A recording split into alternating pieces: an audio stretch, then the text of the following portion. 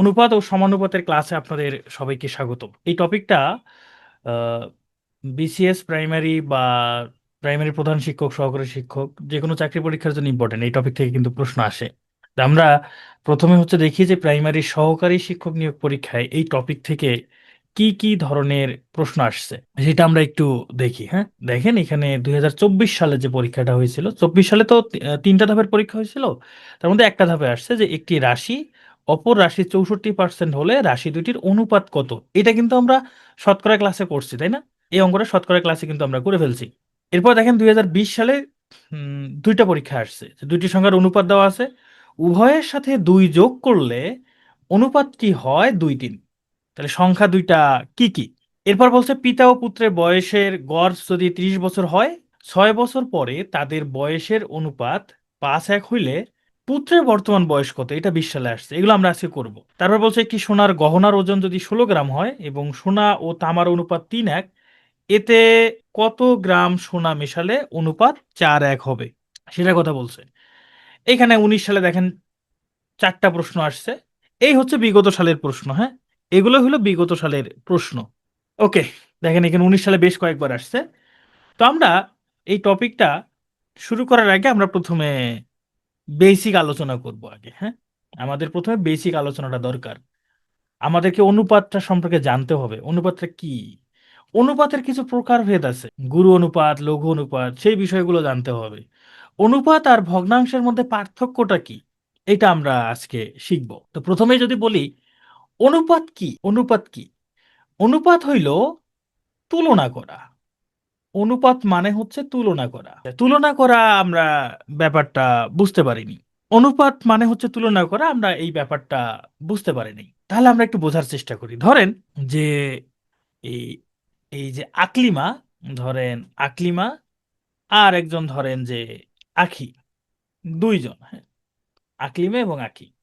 ধরে নেন যে আকলিমার ওয়েট, আমরা ওজনের কথা বলতেছি, আকলিমার ওজন ধরেন যে 40 কেজি, আর আখির ওজন ধরে নেন যে 80 কেজি। আমরা ধরে নিলাম যে তাদের দুইজনের, একজনের ওজন 40 কেজি আর একজনের ওজন 80 কেজি, একজনের 40 কেজি আর একজনের 80 কেজি। তাহলে আপনারা একটু আমাকে বলেন যে আকলিমার তুলনায়, এই যে আকলিমার তুলনায় আখির ওজন কত কেজি? আকলিমার তুলনায় আখির ওজন কত কেজি? আপনারা একটু আমাকে এটা বলেন যে আকলিমার তুলনায় আখির ওজন কত গুণ, কত গুণ, এটা একটু বলেন। 2 গুণ, তাই না? 2 গুণ। আকলিমের তুলনায় আখির ওজনটা 2 গুণ। আচ্ছা, এই ওজনটার যদি আমি তুলনা করি, ধরেন এই যে 40 আর 80 তুলনা করি, মানে অনুপাত করলাম। অনুপাত তো এইভাবে লেখে। তা দুইটাকেই যদি 20 দ্বারা ভাগ করে দেই, তাহলে এটা হবে দুটাকে 40 দ্বারা যদি ভাগ করি, এটা হবে 1, এটা হবে 2।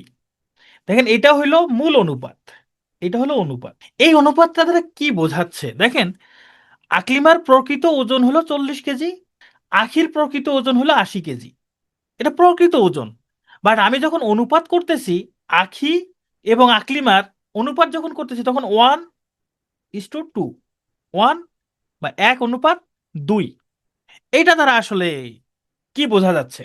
এটা দ্বারা আমরা আসলে কি বুঝতেছি? মানে আকলিমার ওজন যদি 1 কেজি হয়, আখির ওজন হবে 2 কেজি। আকলিমার ওজন যদি 2 কেজি হয়, আখির ওজন হবে 4 কেজি। মানে আকলিমার ওজন যত হবে, তার 2 গুণ হবে আখির ওজন। এই যে তুলনা করাটা, এটাই হলো অনুপাত। এখন আমাকে বলেন তো, এই যে অনুপাত 1 এবং 2, এইটাকে আকলিমা বা আখির এদেরকে প্রকৃত ওজন? আমাকে এটা বলেন তো, এটা কি প্রকৃত ওজন? আমি কিছু বুঝলাম না, আমারে ইয়া থেকে বের করে দিছে কেন? আচ্ছা, একটু সময় নিচ্ছি আমি। আমাদের উপস্থিতি কিছুটা কম। আচ্ছা, আমি আরেকটা তুলনা দিই। ধরেন যে ধরেন যে ফাতেমা, ধরেন এটা হলো ফাতেমা। হ্যাঁ, ফাতেমার লম্বা লম্বা চুল আছে। এটা হলো ফাতেমা, এটা হলো ফাতেমা। হ্যাঁ, আর এইটা হলো ধরেন আফরোজা। আফরোজার চুলগুলো খুব বেশি লম্বা না, তবে চুল আছে। এটা হলো ধরেন আফরোজা। ধরে নেন যে ফাতেমার কাছে টাকা আছে 200, 200 টাকা আছে। হ্যাঁ, 200 টাকা আছে। আর আফরোজার কাছে টাকা আছে, ধরে নেন যে 1000 টাকা। ধরেন 1000 টাকা আছে, আচ্ছা বাংলায় লিখি 1000 টাকা আছে। এই যে টাকা, ফাতেমার টাকা আর আফরোজার টাকার যদি আমরা তুলনা করি, তাহলে কি হবে? এই ফাতেমার টাকার সাথে আফরোজার টাকার যদি আমরা অনুপাত করি, দেখেন কি হবে এখানে। কাটাকাটি করলে কাটাকাটি করলে 1 অনুপাত কত হয়? 5 হয়। এটা দ্বারা কি বোঝাচ্ছে? এটা দ্বারা কি বোঝাচ্ছে আমরা এটা বোঝার চেষ্টা করি। হ্যাঁ, ওকে, এবার একদম ক্লিন। ঠিক আছে, এখন দেখেন, এবার এটা কিন্তু প্রকৃত না, এটা প্রকৃত টাকার পরিমাণ না, এটা প্রকৃত টাকার পরিমাণ না। মানে এমন না যে ফাতেমার কাছে 1 টাকা আর আফরোজার কাছে 5 টাকা, এটা প্রকৃত টাকা না, বাট তুলনা বোঝাচ্ছে যে ফাতেমার 1 টাকা হলে, ফাতেমার 1 টাকা হলে আফরোজার হবে 5 টাকা, আফরোজার হবে 5 টাকা, এই যে তুলনাটা। তাহলে একইভাবে ফাতেমার 2 টাকা হলে আফরোজার হবে 10 টাকা। মানে ফাতেমার যত টাকাই হোক না কেন তার 2 গুণ টাকা হবে আফরোজার। এটাই হলো অনুপাত, এটাই অনুপাত, আর কিছু না, এটাই অনুপাত। আমরা কি বুঝতে পারছি? এই যে তুলনা করা। এখন দেখেন, আমরা কি তাহলে বলতে পারি যে এই যে এই যে অনুপাতের এক, অনুপাতের এক মানেই হচ্ছে ফাতেমার 200 টাকা, অনুপাতের এক মানে ফাতেমার 200 টাকা। আমরা এই জিনিসটা কি বলতে পারি কিনা?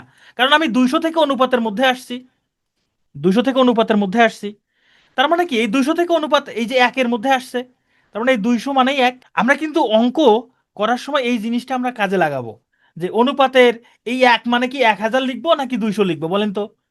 এই অনুপাতের এক, এই এক মানে কি এক এক 200 নাকি 1000? এটা তো প্রকৃত সংখ্যা না, এটা তো প্রকৃত সংখ্যা না। তো প্রকৃত সংখ্যা হলো এইটা, 200 আর 1000। তাহলে অনুপাতের এক, এটার প্রকৃত সংখ্যা কত? 200। অনুপাতের 5, এটার প্রকৃত সংখ্যা কত? 1000। এইটুকু যদি বুঝে থাকি, এবার ধরেন আমি, এবার আমি আপনাকে একটা প্রশ্ন ক্রিয়েট করি। ধরেন যে বলা হইল যে ফাতেমার 200 টাকা আছে, ফাতেমার 200 টাকা আছে।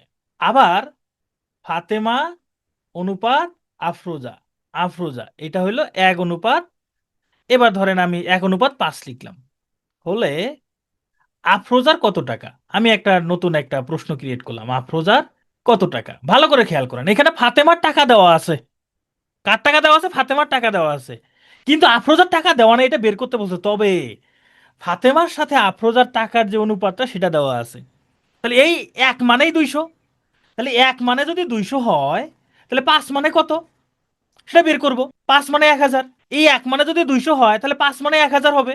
তাহলে এটাই হলো আফরোজার টাকা। আমরা এই অঙ্কগুলো আরো করব, এই অঙ্কগুলো আরো করব, একদম ক্লিয়ার হয়ে যাবে। এটাই হলো অনুপাত। এবার আমরা দেখব অনুপাত আর ভগ্নাংশের মধ্যে পার্থক্যটা কি, এই জিনিসটা আমরা একটু দেখি। দেখেন, ভগ্নাংশ ধরেন আমি লিখলাম যে 2/5, এটা একটা ভগ্নাংশ। এটা দ্বারা কি বোঝায়? ধরেন আপনার কাছে 500 টাকা আছে, এই 500 টাকাকে 5 ভাগ করে তার 2 ভাগ। ধরেন আপনার কাছে 500 টাকা আছে, এই 500 টাকাকে 5 ভাগ করে 2 ভাগ, এটা হলো ভগ্নাংশ। ভালো করে খেয়াল করেন, 500 টাকা আছে, এই 500 টাকাকে 5 ভাগ করে 2 ভাগ, এইটা হলো ভগ্নাংশ। কিন্তু অনুপাত কিন্তু এই জিনিসটা বোঝায় না, অনুপাত কিন্তু এই জিনিসটা বোঝায় না। অনুপাত বোঝাচ্ছে এই যে এখানে ফাতেমার 1 হলে আফরোজার 5। অনুপাত বোঝাচ্ছে তুলনা।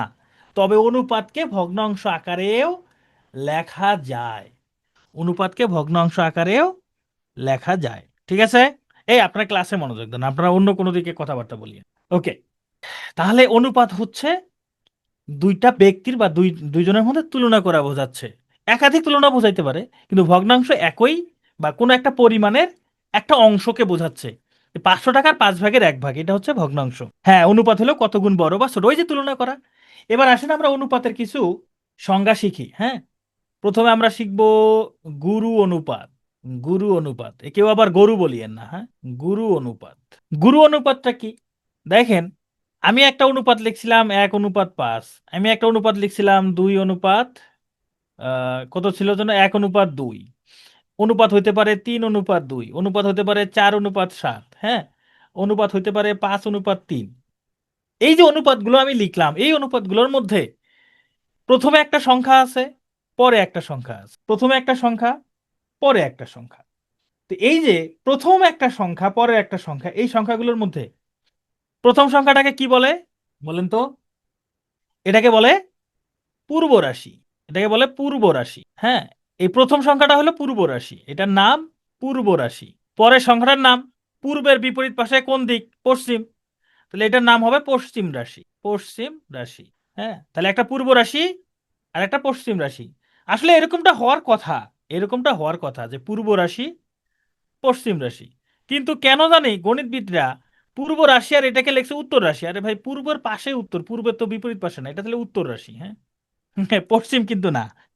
পশ্চিম কিন্তু না, যাই হোক, পূর্ব রাশি উত্তর রাশি। তো যেই অনুপাতের পূর্ব রাশিটা বড় তাহাকে গুরু অনুপাত বলে। যেই অনুপাতের পূর্ব রাশিটা বড় তাহাকে গুরু অনুপাত বলে। আমাদের এইভাবে মনে থাকবে না, এই পূর্ব রাশি উত্তর রাশি এত আধ্যাত্মিক কথাবার্তা আমাদের মনে থাকবে না। প্রথম একদম সহজ কথা, গুরু মানে বড় কিছু। গুরু মানে কি? বড় কিছু, তাই না? গুরু মানে বড় কিছু। যেহেতু বড় কিছু, প্রথম সংখ্যাটা যদি বড় হয় তাহাই গুরু অনুপাত। দেখেন এই যে এটা প্রথম সংখ্যা বড়, তাহলে এটা গুরু অনুপাত। এটা কি অনুপাত? গুরু অনুপাত। প্রথম সংখ্যা বড় হলে তাহাকে গুরু অনুপাত বলে। এই যে এটা প্রথম সংখ্যা বড়, তাহলে এটা হলো গুরু অনুপাত। তা প্রথম সংখ্যা যদি বড় না হয়, প্রথম সংখ্যা যদি ছোট হয়, তাহলে সেটা হবে লঘু অনুপাত। তখন সেটা হয়ে যাবে লঘু অনুপাত। লঘু মানে ছোট কিছু। এই যে এটা লঘু অনুপাত, এটা লঘু অনুপাত। তাহলে এর থেকে সহজ আর কিছু আছে? পূর্ব রাশি বড় উত্তর রাশি ছোট, আমার তো সংজ্ঞা মুখস্থ করতে হবে না। পরীক্ষায় তো আপনাকে বলবে না যে গুরু অনুপাত কাকে বলে, বিস্তারিত লেখুন, এইভাবে তো কিছু আসবে না, তাই না? তাহলে প্রথমটা বড় হলে গুরু, প্রথমটা ছোট হলে লঘু, জাস্ট এইটুকুই। এবার আপনাদের মনে একটা প্রশ্ন যাচ্ছে না, যে দুইটাই যদি সমান হয়, দুইটাই যদি সমান হয় তখন, যেমন ধরেন এরকম হইতে পারে 3:3, 5:5, 7:7। দুইটাই যদি সমান হয়, তখন ইহার নাম হয় একক অনুপাত। কি অনুপাত? একক অনুপাত। ভাই এটার নাম আবার একক কেন হলো? এখানে তো 3 আছে, এখানে 5 আছে, এখানে 7 আছে। দেখেন এই যে 3 আর 3 থাকলেও, এই যে 3/3 দেখেন কাটাকাটি করলে কি হয়ে যায়? 1/1 হয়ে যায়। মানে এটা কাটাকাটি করলে 1:1 হবে। এই যে 5 5 কাটা গেলে এটা হবে 1:1। এই যে 7 7 যদি কাটা যায় এটাও হবে 1:1। মানে দুইটাই যদি সমান হয়ে যায়, সেটার মান একদম শেষে গিয়ে 1 1 হয়ে যায়। এই জন্য এটার নাম একক অনুপাত। এই জন্য এটার নাম একক অনুপাত। তাহলে প্রথমটা যদি বড় হয় তাহার নাম লঘু, প্রথমটা যদি ছোট হয় তাহার, সরি, প্রথমটা বড় হইলে গুরু, প্রথমটা ছোট হইলে লঘু, দুইটাই সমান হইলে একক অনুপাত। ঠিক আছে? ওকে। তো এগুলো একদম ছোট ছোট ছোট বিষয়। এবার আমরা যেটা শিখব সেটা হইল ব্যস্তানুপাত। ব্যস্তানুপাত বা ইহার আরেকটা নাম হচ্ছে বিপরীত অনুপাত। ব্যস্তানুপাত বা বিপরীত অনুপাত। বিপরীত অনুপাত, ব্যস্তানুপাত বা বিপরীত অনুপাত। ভাই এটা কি জিনিস? এটা হইল, ধরেন আপনার কাছে একটা অনুপাত আছে 2:3। এটাকে যদি এদের জায়গার পরিবর্তন করে দেন, একজনের জায়গায় আর একজনকে দেন, এই যে ধরেন আমি লিখলাম 3:2, তাহলে এইটার ব্যস্তানুপাত হলো এটা। মানে পূর্ব রাশি উত্তর হয়ে গেছে, উত্তর রাশি পূর্ব হয়ে গেছে, পূর্বে চলে গেছে, তখন হয়ে যাবে এটাকে ব্যস্তানুপাত বলে, বা এটার নাম হবে বিপরীত অনুপাত। ঠিক আছে? যেমন ধরেন আমি একটা লিখলাম 7:5, এত এর ব্যস্তানুপাত কত হবে? এর ব্যস্তানুপাত কত হবে? তবে একটু দ্রুত বলেন তো, 7:5 এর ব্যস্তানুপাত কত? 7:5 এর ব্যস্তানুপাত 5:7। থ্যাংক ইউ, ব্রিলিয়ান্ট সবাই। সবাই এত ব্রিলিয়ান্ট। 7:5 এর ব্যস্তানুপাত 5:7, খুবই খুবই সহজ জিনিস। ওকে, থ্যাংক ইউ। এইবার আমরা আর দুইটা জিনিস শিখবো। আমরা আর দুইটা জিনিস শিখে তারপর আমরা মূল আলোচনায় চলে যাব, অঙ্ক অঙ্ক শুরু করবো আর কি। আমরা এবার শিখবো দ্বিগুণানুপাত। কি শিখবো? দ্বিগুণানুপাত। ভাই এইটা কি জিনিস? তার মানে কি দুই গুণ করতে হবে? যেমন ধরেন আমি একটা অনুপাত লিখলাম 2:3, এত এর দ্বিগুণানুপাত। এটা কি জিনিস? এটা কত হবে? গুণানুপাত বললে প্রত্যেকটা রাশির স্কোয়ার, আবার দুই গুণ না, দ্বিগুণানুপাত বলছে বলে দুই গুণ তাই না। এটার দ্বিগুণানুপাত হবে 2 এর উপর স্কোয়ার, 3 এর উপর স্কোয়ার। দুইটার উপর স্কোয়ার দিলে যা হয় তাই, 4:9। তাহলে 2 3, 2:3-এর দ্বিগুণানুপাত হবে কি? 4:9। স্কোয়ার করতে হবে, বর্গ করতে হবে, বর্গ।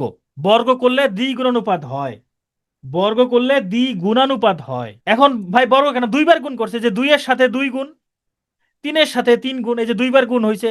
এই জন্য এটার নাম হচ্ছে দ্বিগুণানুপাত। এই জন্য এটার নাম দ্বিগুণানুপাত, দুইবার গুণ করা হয়েছে। আবার যদি এই দ্বিগুণানুপাতের উল্টোটা কি, মানে বর্গমূল করলে কি হয়, বর্গমূল করলে তখন তার নাম হয়ে যাবে দ্বিভাজিত অনুপাত, তখন হয়ে যাবে কি দ্বিভাজিত অনুপাত। ভাই এটা কি জিনিস? যেমন ধরেন আমি লিখলাম 4:9, এত এর দ্বিভাজিত, দ্বিভাজিত অনুপাত কি হবে? এবার বর্গমূল করে দিবেন, বর্গমূলে যে √4 অনুপাত √9, তাহলে কত হবে 2:3। তাহলে 4/9 দ্বিভাজিত অনুপাত হবে 2:3, বর্গমূল করলে দ্বিভাজিত, বর্গমূল করলে দ্বিভাজিত, আর বর্গ করলে দ্বিগুণানু, এই তো, এইটুকুই। একই রকম ভাবে, একই রকম ভাবে যদি আমরা ঘন করি, যদি আমরা ঘন করি তখন হবে ত্রিগুণানুপাত, ঘন করলে ত্রিগুণানুপাত। ভাই এটা কি জিনিস? যেমন ধরেন আমি এই যে 2-3 দিয়ে দিই, এত এর যদি বলে ত্রিগুণানুপাত, তার মানে আমরা কি করব, এত এর ত্রিগুণানুপাত হবে 2 এর উপরে পাওয়ার 3, 3 এর উপরেও পাওয়ার 3। তার মানে 2 3 বার গুণ, 3ও 3 বার গুণ, মানে যার ত্রিগুণানুপাত বলবে ওই সংখ্যাগুলোকে, পূর্ব রাশিকে 3 বার গুণ নিজেদের মধ্যে, উত্তর রাশিকেও 3 বার গুণ। তাহলে কত হবে এটা? 8:27। তাহলে এটা ত্রিগুণানুপাত হবে 8:27। একই রকম ভাবে যদি আমরা ঘনমূল করি তখন হয়ে যাবে ত্রিভাজিত, ঘনমূল করলে তখন হবে ত্রিভাজিত। যেমন কি, এই যে 8:27 এর ত্রিভাজিত, ত্রিভাজিত অনুপাত কি হবে? ত্রিভাজিত অনুপাত হবে এই যে কিউবিক রুট, এখানে এই যে এখানে একটা 3 থাকবে, এই যে কোলের মধ্যে 3 থাকবে, এই যে কোলের মধ্যে একটা 3 থাকবে, তাই না? বাস্তব সংখ্যার ক্লাসে আমরা এগুলো পড়ছিলাম না? তার মানে এমন একটা সংখ্যা যাকে 3 বার গুণ করলে 8 হয় সেটা হলো 2, যাকে 3 বার গুণ করলে 27 হয় সেটা হলো 3। তাহলে 8:27 ত্রিভাজিত অনুপাত হলো 2-3, 2-3 ত্রিগুণানুপাত হলো 8:27। এইটুকুই এক্সট্রা ভাবে জানতে হবে, যদি এই বেসিক জিনিস থেকে কখনো প্রশ্ন আসে তাহলে এগুলো থেকে আসতে পারে। হ্যাঁ, আমরা এরপরে আরো বেসিক কিছু জিনিস শিখবো, সেই অনুযায়ী অঙ্ক করব।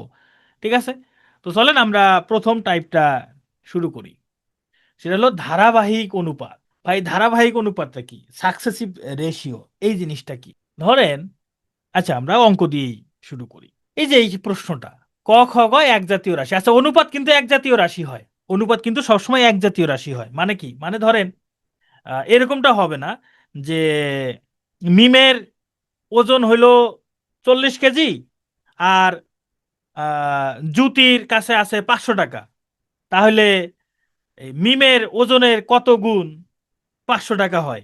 এরকম তো কোনো কিছু হবে না। মানে টাকার সাথে টাকার তুলনা হবে, ওজনের সাথে ওজনের তুলনা হবে।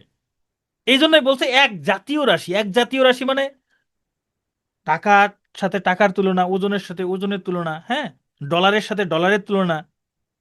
ঠিক আছে, এরকমটা হবে, কিন্তু টাকার সাথে ডলার কিংবা ওজনের সাথে টাকা এরকম কোনো কিছু উল্টাপাল্টা হবে না, এক জাতীয় রাশি হইতে হবে। হ্যাঁ, অনুপাতের কোনো একক একক নাই, হ্যাঁ অনুপাতের তো কোনো একক নাই। আচ্ছা, তো ধারাবাহিক অনুপাতটা কি দেখেন, এই যে ক এবং ক্ষয়ের অনুপাত দেওয়া আছে 3:4, আবার খ এবং গয়ের অনুপাত দেওয়া আছে কত, 6:7। এখানে ক খ আছে, এখানে খ গ আছে। ধারাবাহিক অনুপাত মানে এই দুইটা অনুপাতকে একসঙ্গে করে ক খ গ এইভাবে লেখা, ক খ গ এইভাবে লেখা, হ্যাঁ, তিনটা অনুপাতকে একসঙ্গে করে এইভাবে লেখা। তো আমরা ছোটবেলা কি করতাম, ছোটবেলা করতাম যে এইখানেও খ আছে, এইখানেও খ আছে, ক্ষয়ের মান হলো এখানে 6, ক্ষয়ের মান হলো এখানে 4। তাহলে এইখানে উপরের ক্ষয়ের মান দ্বারা, এই যে 4 দ্বারা নিচের প্রত্যেকটা রাশিকে গুণ, এই যে 6কে 4 দ্বারা গুণ কত হবে 24, 7কে 4 দ্বারা গুণ কত হবে 28। কি করলাম, এই যে এখানে যে ক্ষয়ের মান 4, সেই 4 দ্বারা এখানকার প্রত্যেকটা রাশিকে গুণ করে দিলাম।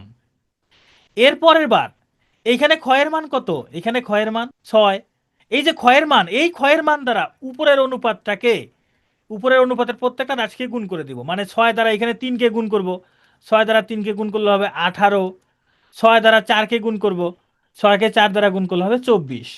এবার দেখেন, আমি যখন একসঙ্গে লিখতে হবে, যখন আমাকে একসঙ্গে লিখতে হবে, এইখানে খ, এইখানেও খ, এই ক্ষয়ের মান যা হবে এই ক্ষয়ের মানও তাই হইতে হবে। তাহলে আমরা একসঙ্গে লিখতে পারবো এইভাবে, এই যে 18, ক্ষয়ের জন্য দুই জায়গায় 24 আছে, তাহলে আমরা 24 লিখবো। এরপরে গয়ের জন্য 28।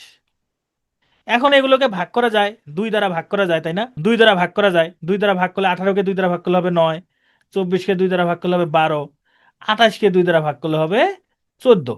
9, 12, 14, এখানে উত্তর কোনটা? এইটা হলো উত্তর। তো এইটা হলো ছোটবেলার নিয়ম। কোন সময়কার নিয়ম? ছোটবেলার নিয়ম। এখন বড় হয়েছি, আমাকে এমসিকিউ দাগাইতে হবে, আমাকে একটু দ্রুত সময়ে করতে হবে। তাহলে দ্রুত সময়ে করতে হলে আমরা কি করব? এইটা আমরা ট্রাই করব এখন, ঠিক আছে? তো চলেন আমরা এটা ট্রাই করি। তাহলে আমি একটা খাতা নেই আগে, একটা খাতা নিয়ে তারপর ট্রাই করি। ধারাবাহিক অনুপাত আমরা কখনোই এইভাবে এত বড় করে আমরা নির্ণয় করব না। এখন আমরা কি করব? মনে রাখতে হবে এই যে ক অনুপাত খ কত আছে? 3:4। ক অনুপাত খ 3:4। তারপরে হচ্ছে খ অনুপাত গ কত? 6:7। খেয়াল করতে হবে, আমি যেটা বলি সেটা মনোযোগ দিয়ে শুনেন আগে। এইখানে খ দিয়ে শেষ হয়েছে, এখানে কি দিয়ে শেষ হয়েছে? খ দিয়ে শেষ হয়েছে। এখানে যেটা দিয়ে শেষ হবে এইখানে সেটা দিয়ে শুরু হবে। যদি এরকমটা হয়, ভালো করে খেয়াল করেন, এখানে শেষ অনুপাতটা কত? কিসের? ক্ষয়ের। এইখানে প্রথম অনুপাতটা কিসের? ক্ষয়ের। মানে যা দিয়ে শেষ হবে তাই দিয়ে শুরু হবে। যদি এরকমটা হয় তাহলে আমরা এই যে 3-এর সাথে 6 গুণ করে দেন, 3-এর সাথে 6 গুণ করে দেন, কত হয়? 3-6 18।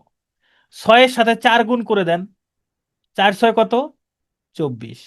4-এর সাথে 7 গুণ করে দেন, 4-7 28। এটাই হবে ক অনুপাত খ অনুপাত গ। তবে শর্তটা কি? শর্ত হলো এইখানে যাহা দিয়ে শেষ হবে এইখানে তাহা দিয়ে শুরু হইতে হবে। তা না হলে কিন্তু আবার এইভাবে করা যাবে না। তাহলে এটাকে আপনারা 2 দ্বারা ভাগ করলে 9, 12, 24। এইটা হইলো উত্তর। এই যে এটা হলো উত্তর। এটা একটা চাকরি পরীক্ষায় আসা প্রশ্ন। আমরা কি সবাই বুঝতে পারছি যে আমরা দ্রুত সময় কিভাবে করব? ও আচ্ছা, 14 হবে, থ্যাংক ইউ, এটা 14 হবে, থ্যাংক ইউ, আমি ভুলে 24 লিখে ফেলছি। আচ্ছা, এবার তাহলে আপনাদেরকে একটা প্র্যাকটিস করতে দেই। হ্যাঁ, আপনাদেরকে একটা প্র্যাকটিস করতে দেই, দেখি আপনারা আসলে শিখলেন কিনা। এটা তো আমার একটু চেক করতে হবে। আমি একটু প্র্যাকটিস করতে দেই, দাঁড়ান। এইটা একটু সবাই বের করেন তো দেখি, সবাই এটা একটু বের করেন দেখি কে কে পারেন। সবাই একটু দ্রুত আমরা এটা একটু প্র্যাকটিস করি যে এটার অ্যান্সারটা কি হবে। এখানে ক এবং ক্ষয়ের অনুপাত দেওয়া আছে 3-4, গ এবং ক্ষয়ের অনুপাত দেওয়া আছে 6-7। তাহলে ক খ গ এর অনুপাত কত হবে? সবাই দ্রুত অ্যান্সার করি। আর মনে হয় না যে অ্যান্সার করতে খুব বেশি সময় লাগবে। তারপর আপনারা একটু ট্রাই করেন দেখি। আচ্ছা, অনেকে অ্যান্সার করছেন দেখি, হ্যাঁ ঠিক আছে, অনেকে অ্যান্সার করে ফেলছেন, থ্যাংক ইউ। এখন আমি কি বলছিলাম, এইখানে দেওয়া আছে ক খ, কত দেওয়া আছে? 3-4। এরপরে দেওয়া আছে গ খ, কত দেওয়া আছে? 6-7। এইখানে যা দিয়ে শেষ হয়েছে এখানে তা দিয়ে শুরু হয় নাই। এটা যা দিয়ে শেষ হয়েছে, যে খ দিয়ে শেষ হয়েছে, এটা খ দিয়ে শুরু হয় নাই। তো এটা খ দিয়ে শুরু করবেন, সমস্যা নেই। তাহলে এই যে খটাকে আগে লিখবেন, গকে পরে লিখবেন। তো এইখানে খ আগে লিখছেন, খ এর মানটাও আগে লিখবেন, তখন 7-6 হবে। তখন আপনারা এটা মুছে দিবেন। তাহলে আমরা কি করলাম? আমাদের এখানে সাজানো ছিল না, খ পরে ছিল। খকে আমরা আগে নিয়ে আসছি, খকে আমরা আগে নিয়ে আসছি, এটা আগে নিয়ে আসতে হবে। তাহলে আমরা সাজাই নিলাম। এরপর আপনারা গুণ করেন, যে 3 এবং 7 গুণ করেন কত হয়? 21। 7 এবং 4 গুণ করেন কত হয়? 28। 4 এবং 6 গুণ করেন কত হয়? 24। এইটাই, এটাই অ্যান্সার, 21, 28, 24। তাহলে আশা করি এবার বুঝতে পারছেন। আমরা শর্টকাট শিখলেও যদি কখনো চেঞ্জ করে দেয় সেটা আমাদেরকে ভালোভাবে ধারণা রাখতে হবে। চেঞ্জ করে দিলেও যেন আমরা সেটা অ্যান্সার করতে পারি। তাহলে এবার সবাই এটা অ্যান্সার করেন। এ অনুপাত বি এর মান 3-6, বি অনুপাত সি এর মান যদি 12-16 হয়, তাহলে এ বি সি এর অনুপাত কত? হ্যাঁ, সাজানো না থাকলে অবশ্যই সাজায় নিবেন। সিনোয়ার, যদি সাজানো না থাকে অবশ্যই সাজায় নিতে হবে। আপনি সাজায় নিবেন। তাহলে আগের অঙ্কটার মতো এই অঙ্কটা সবাই একটু দ্রুত আমরা অ্যান্সার করি। এটার অ্যান্সার কত হবে? এ এবং বি এর অনুপাত আছে 3-6, বি এবং সি এর অনুপাত হচ্ছে 12-16। তাহলে এ বি সি এর অনুপাত কত? 7 দিয়েই যে হবে কিভাবে বুঝলাম? এই নাইম ইসলাম, এখানে 7 দিয়ে হবে কেন? এখানে আমি আমি কি বলছি? খ দিয়ে শেষ হয়েছে, খ দিয়ে শুরু হইতে হবে। এখানে কি খ দিয়ে শুরু হয়েছে এই অনুপাতটা? এটা কি খ দিয়ে শুরু হয়েছে? হয় নাই। খ আগে লিখতে হবে, গ পরে লিখতে হবে। তা খ যদি আগে লেখেন তাহলে খ এর মানটাও আগে লিখতে হবে। নাইম মনে হয় বোঝেন নাই, তাই না? ধরেন এটা হইলো নাইম, আর এটা হইলো ধরেন তামিম। হুম, এটা হলো তামিম। এই নাইমের বউ হইলো ধরেন পরি, আর তামিমের বউ হইলো ধরেন যে কি হবে? তামিমের বউকে, আচ্ছা ধরেন জরিনা। তামিমের বউ ধরেন জরিনা। এখন কোনো কারণে নাইম চলে গেছে তামিমের জায়গায়, ধরেন তামিম এইখানে আসছে আর নাইম আসছে এইখানে, জায়গা চেঞ্জ করে ফেলছে। তো জায়গা চেঞ্জ করলে বউদের চেঞ্জ করতে হবে না? বলেন তো। নাইমের বউ পরি, তামিমের বউ জরিনা। এখন নাইমের জায়গায় তামিম চলে আসছে, তামিমের জায়গায় নাইম চলে গেছে, তাহলে জায়গা চেঞ্জ করতে হবে না? এখন এখানে যদি পরীর জায়গায় পরী রাখি আর জরিনার জায়গায় যদি জরিনা রাখি, তাহলে তো সর্বনাশ হয়ে যাবে, তাই না? তাহলে এখানে যেহেতু জায়গা চেঞ্জ করছে, তাহলে তাদের বইয়ের জায়গাটাও চেঞ্জ করে দিতে হবে। প্রথমে জরিনা লিখতে হবে, তারপরে পরী লিখতে হবে, না হলে সর্বনাশ হয়ে যাবে। বউ চেঞ্জ না করলে কিন্তু সর্বনাশ হয়ে যাবে। নাইম এবার বুঝতে পারছেন? হ্যাঁ, এবার নাইম বুঝতে পারছে, নাইম এবার বুঝতে পারবে না।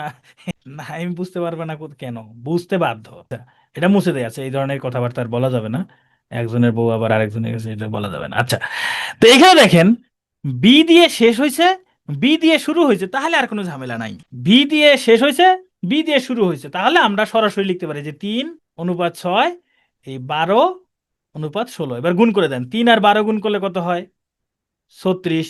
12 এবং 6 গুণ করলে কত হয়? 6 12 72। 6 এবং 16 গুণ করলে কত হয়? 96। এইটাই হলো উত্তর, এটাই হলো এ অনুপাত বি অনুপাত সি। তবে এটাকে কাটাকাটি করা যায়, কাটাকাটি করা যায়। কত দ্বারা কাটাকাটি করা যায় বলেন তো? কত দ্বারা ভাগ করা যায়? সবগুলোকে 12 দ্বারা ভাগ করা যায়, তাই না? 3 12 36, 6 12 72, 8 12 96। 12 দ্বারা ভাগ করা যায়, তাহলে অ্যান্সারটা হলো যে 3 6 8। অ্যান্সারটা হলো 3 6 8। আচ্ছা, অঙ্কগুলো কি কঠিন লাগতেছে আপনাদের? অঙ্কগুলো কি কঠিন লাগতেছে? আচ্ছা ঠিক আছে, কঠিন লাগলে বলবেন, হ্যাঁ। আমি কঠিন অঙ্ক করাবো না, আমি কখনোই কঠিন অঙ্ক করাই না, আমি সবসময় সহজ অঙ্কগুলোই করাই। হ্যাঁ, ওকে ঠিক আছে, থ্যাংক ইউ। এখন ধরেন প্রশ্নে এরকমটা চাইলো, এ বি সি নাচে যদি বলে এ অনুপাত সি, তাহলে অ্যান্সারটা কত হবে বলেন তো দেখি। এটা চায় নাই, এটা চায় নাই। নাচে বললো এ এবং সি এর অনুপাত কত, যদি এরকমটা চায় তাহলে কি হবে? দেখেন তো, এই যে এ বি সি এর অনুপাত 3 6 8, তাহলে এ এবং সি এর অনুপাত কত? 3 8। 3:8, তাই না?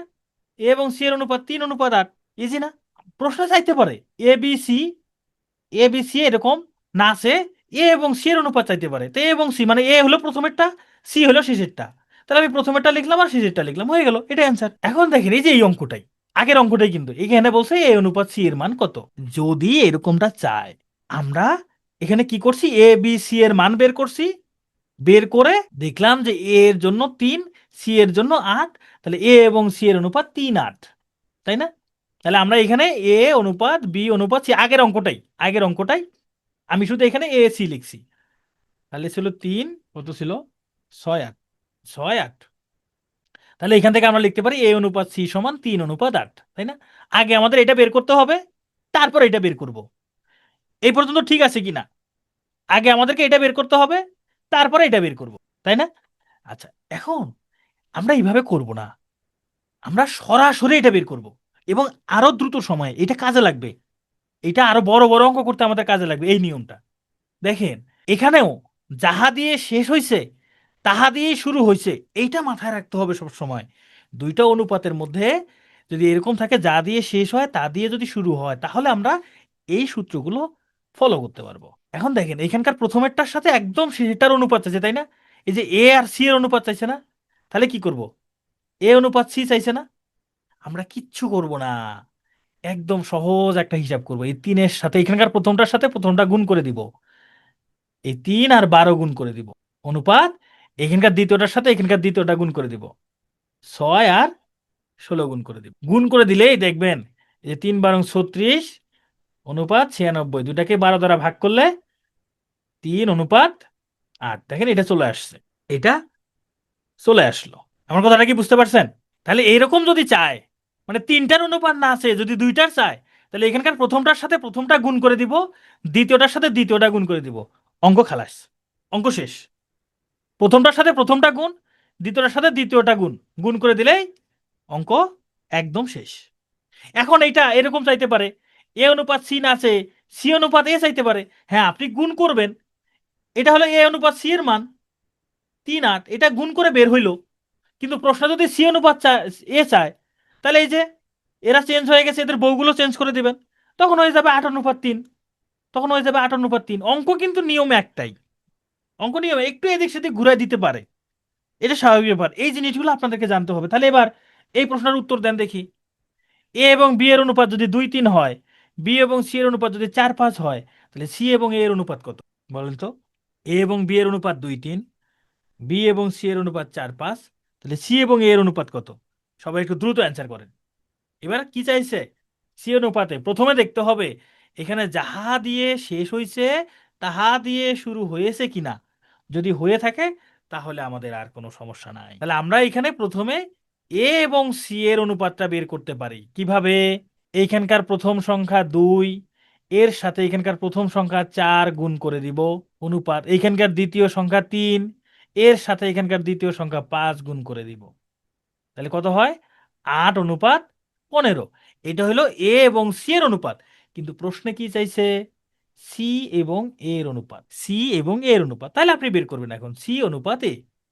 তাহলে যেহেতু সি শেষে ছিল আমি প্রথমে নিয়ে আসি, তাহলে সি এর মানটা প্রথমে চলে আসবে। 15 প্রথমে চলে আসবে, 8 পরে চলে যাবে। ইহাই হইল উত্তর। কঠিন লাগতেছে? কঠিন লাগে না, না? আচ্ছা ঠিক আছে, কঠিন না লাগলে তাহলে তো খুব ভালো। আমরা আজকে সবগুলো সহজ অঙ্ক করবো, আমরা কোনো কঠিন অঙ্কই করব না। হ্যাঁ, কোনো কঠিন অঙ্কই করব না আমরা। কঠিন অঙ্ক তো পরীক্ষায় আসে না, আমরা কেন কঠিন অঙ্ক করব? এ সি বললে 2-3 হবে কেন? এ এ এবং সি বললে 2-3 হবে, আপনি আমাকে বলেন তো।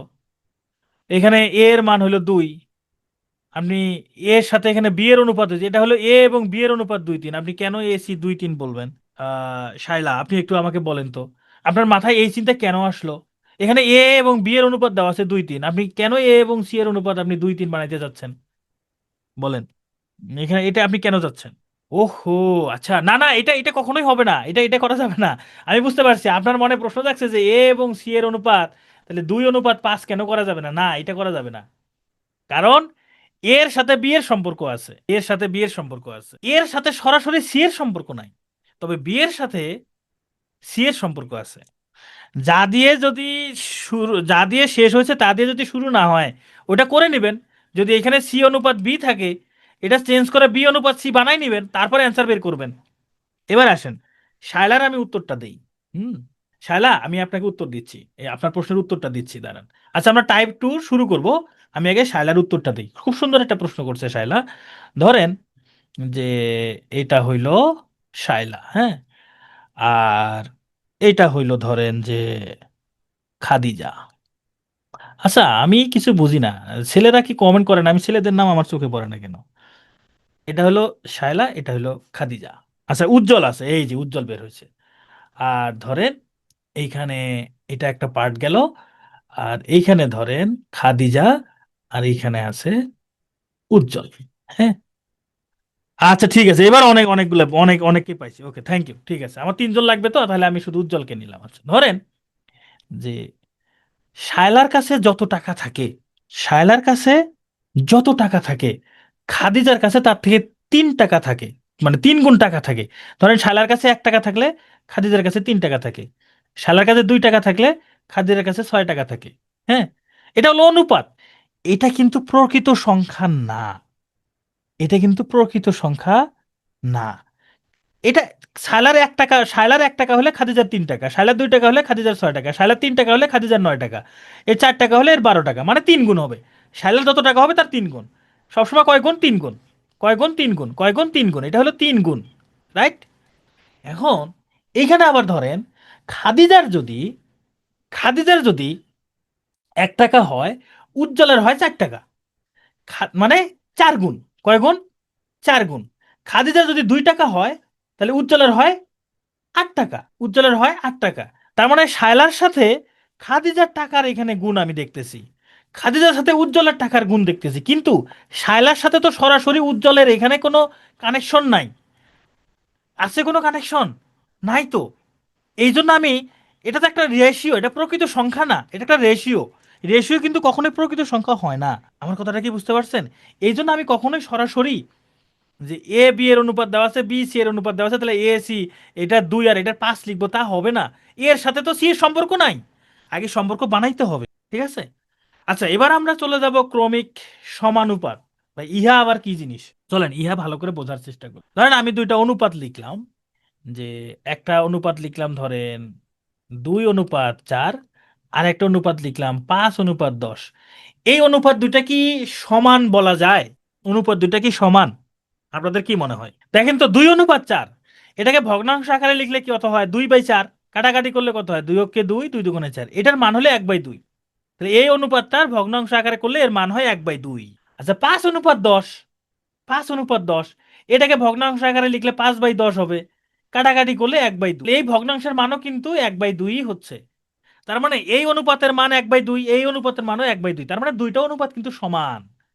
দুইটা অনুপাত কি একদম সমান। তাহলে দুইটা অনুপাত সমান, তাহলে এদের মাঝে আমি সমান চিহ্ন দিতে পারি না? পারি কি না? এদের মাঝে সমান চিহ্ন দিতে পারি? হ্যাঁ, দিতে পারি। তাহলে দুইটা অনুপাত সমান হলে তাহাকে বলে সমানুপাত। দুইটা অনুপাত সমান হলে তাহাকে বলে কি? সমানুপাত। দুইটা অনুপাত সমান, এই জন্য এরা হচ্ছে সমানুপাত। এবার একটা ইন্টারেস্টিং ব্যাপার দেখেন, এটা খুবই মজার কাহিনী।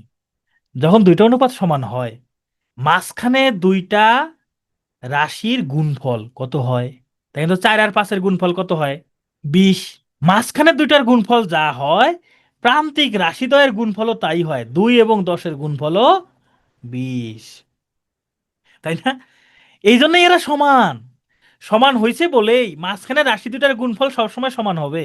মানে মাঝখানে রাশি দুটার গুণফল এবং প্রান্তিক রাশি দ্বয়ের গুণফলের সমান হবে, সব সময় হবে। তা না হলে ইহা সমানুপাত হবে না। ইহা সমানুপাত হবে না। ঠিক আছে? হ্যাঁ, মধ্য রাশিদ্বয়ের গুণফল আর প্রান্তিক রাশিদ্বয়ের গুণফল সবসময় সমান হয়। ওকে। এবার আমরা আরো দুইটা রেশিও লিখি। ধরেন আমি লিখলাম 2:4 আর লিখলাম 4:8। বলুন তো, এই দুইটা অনুপাত কি সমান না? এই দুইটা অনুপাত কি সমান না? সমান। তাহলে আমরা এখানে সমান দিতে পারি। তাহলে এরা কি সমানুপাত? যেহেতু দুইটা অনুপাত সমান, তাহলে এরা দুজন সমানুপাত। এই দুটো অনুপাত সমানুপাত। এবার মাঝখানে রাশিদ্বয়, এবার একটা ঘটনা ঘটে গেছে। ঘটনাটা কি ঘটছে? মাঝখানের রাশি দুটো একই। মাঝখানের রাশি দুটো সেম। যদি মাঝখানের রাশি দুটো একই হয়, এটার একটা বিশেষত্ব আছে। এটার একটা বিশেষত্বটা কি? মাঝখানের রাশি দুটো সেম, একই। মাঝখানের রাশি দুটো এক হলে এটার নাম আলাদা। এটার নাম হয় তখন ক্রমিক সমানুপাত। এটার নাম কি? ক্রমিক সমানুপাত। বুঝতে পারছেন? তাহলে মাঝখানের রাশি দুটো সমান হলে তার নাম হয় ক্রমিক সমানুপাত। এবার এই প্রান্তিক রাশিদ্বয় গুণ করে দেখেন কত হয়? 16। তাহলে আমাদের পরীক্ষায় প্রশ্ন আসবে এরকম, ক্রমিক সমানুপাতের প্রান্তিক রাশি দুটা দেওয়া থাকবে, মাঝখানের রাশিটা বের করতে বলবে। তাহলে কিভাবে বের করবো বলেন তো? মাঝখানের রাশি দুটো তো একই রকম, ক্রমিক সমানুপাতের মাঝখানের রাশি সবসময় সমান হয়। তাহলে দেখেন তো, 16-র বর্গমূল করলে কত হয়? 16-র বর্গমূল কত? 4 হয় না? তাহলে মাঝখানের রাশি দুটো 4, মানে এই 16-র বর্গমূল। প্রান্তিক রাশিদ্বয়ের গুণফল, প্রান্তিক রাশিদ্বয়ের গুণফলের বর্গমূল হবে মধ্য রাশিদ্বয়। সেটা ক্রমিক সমানুপাতের। তো চলেন আমরা অঙ্ক করি। হ্যাঁ শিফা, বি² = AC আমরা 9-10-এ করছেন। 9-10-এ এটা একটা পুরো একটা চ্যাপ্টার আছে এই অনুপাত সমানুপাত নিয়ে, এবং অঙ্কগুলো খুব মজার মজার অঙ্ক, তবে কঠিন লাগতো আর কি। তো চলেন আমরা অঙ্ক করি। এই যে 3, 9, 4-এর চতুর্থ সমানুপাতিক কত? আমরা প্রশ্নটাকে বোঝার চেষ্টা করি। আমরা সমানুপাত বুঝছি, ক্রমিক সমানুপাত বুঝছি, এইটা প্রশ্নের উত্তর করব আমরা। মানে চতুর্থ সমানুপাত মানে হচ্ছে এইভাবে দেওয়া আছে 3:9 সমান 4 এইটা। মানে এইখানে কত হবে? দুইটা অনুপাত সমান, এইখানে কত হবে সেটা বের করতে বলছে। আমরা কি জানি? আমরা জানি দুইটা অনুপাত সমান হলে মাঝখানের রাশিদ্বয়ের গুণফল, এই যে 9 এবং 4-এর গুণফল কত? 36। এইখানে এমন একটা সংখ্যা লিখবো যার সাথে 3 গুণ করলে 36 হবে। বলুন তো এখানে কত 3-এর সাথে কত গুণ করলে 36 হয়?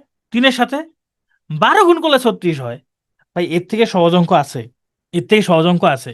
তার মানে এই যে এই দুটার গুণফলকে, এই 9 এবং 4-এর গুণফলকে 3 দ্বারা ভাগ করে দেন। ভাগ করে দিলে আপনি অ্যান্সারটা পেয়ে যাবেন। এই 3 দ্বারা 9-কে ভাগ করলে হবে 3, 3 × 4 = 12। 12, তাহলে অ্যান্সারটা হলো 12। আমরা কি বুঝতে পারতেছি?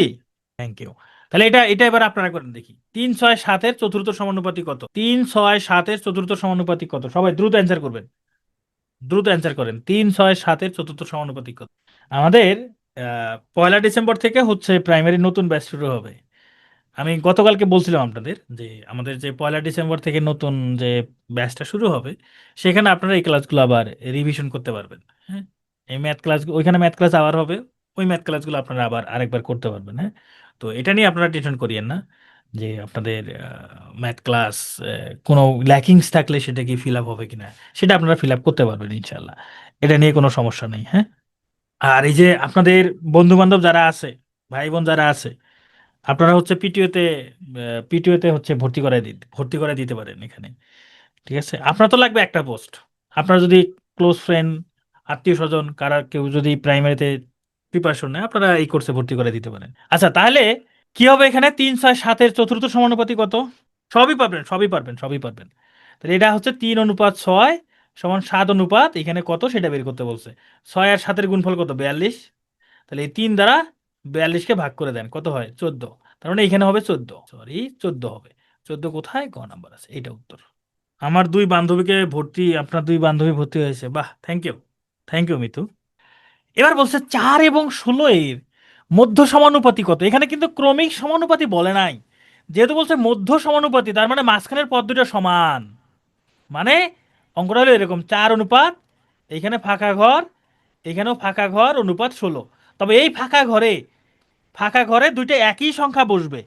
ফাঁকা ঘরে দুইটা একই সংখ্যা বসবে। বা আপনারা তো দেখে অনেকে পিটিওতে ভর্তি করেছেন, আপনাদের বন্ধু বোন, ভাই বোন অনেককে ভর্তি করেছেন, বাহ।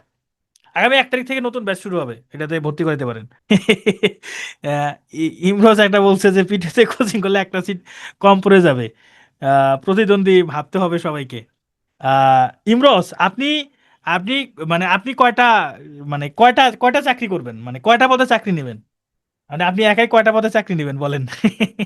আপনি বলেন যে একাই কয়টা পদে চাকরি নেবেন। আপনার কি একটার থেকে বেশি পদ লাগবে কিনা?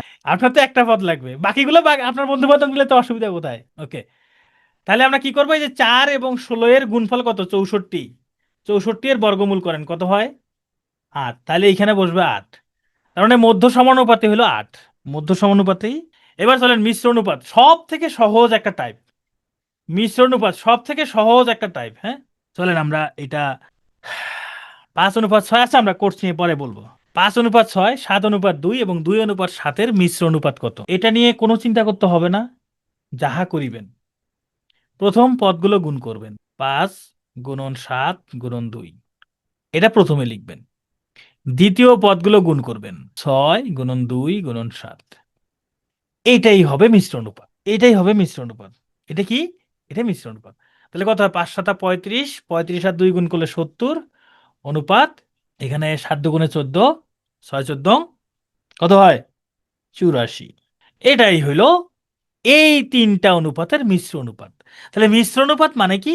মানে কতগুলো অনুপাতের প্রথম রাশিগুলোর গুণফল প্রথম রাশি, দ্বিতীয় রাশিগুলোর গুণফল দ্বিতীয় রাশি, ইহাই হইল মিশ্র অনুপাত। এর থেকে মানে গুণ পারলেই এই অঙ্ক পারা যাবে। এবার তাহলে আপনার, আচ্ছা এটাকে কাটাকাটি করলে আরো ছোট্ট হয়ে যায়। আমরা 14 দ্বারা ভাগ করতে পারি। 70-কে 14 দ্বারা ভাগ করলে হবে 5, 84-কে 14 দ্বারা ভাগ করলে হবে 6। 5:6, এটা হলো অ্যান্সার, এটা হলো অ্যান্সার। আচ্ছা, আপনারা এই অনুপাতটার মিশ্র অনুপাত বের করেন সবাই। আপনারা সবাই এটার মিশ্র অনুপাত বের করেন। 5:18, 7:2, 3:6-এর মিশ্র অনুপাত কত হইবে? 5:18, 7:2 এবং 3:6-এর মিশ্র অনুপাত কত হবে? স্যার, ক্রমিক সমানুপাতি আর মধ্য সমানুপাতি কি একই? না, না, না, না।